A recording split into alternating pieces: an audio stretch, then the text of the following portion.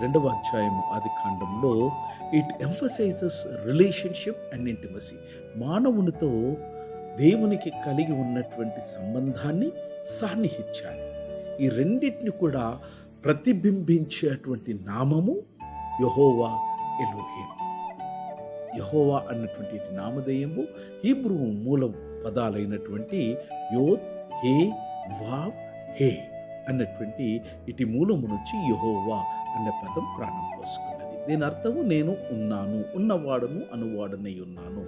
ఎహియే, అషర్, ఎహియే హీబ్రూలో మనం చూస్తాం. ఇది దేవుని యొక్క నిబంధనాత్మకమైనటువంటి నామము. అనగా దేవుడు మనతో ప్రతిజ్ఞ చేసినాడు, నేను సదాకాలము నీతో ఉంటానన్న నిబంధనను మనకు ప్రతినిత్యం జ్ఞాపకము చేసే నామధేయము ఇది. మన వ్యక్తిగత జీవితంలో వ్యక్తిగతమైనటువంటి సంబంధాన్ని సూచించే నామధేయము ఇటి నామధేయము. రెండవ అధ్యాయం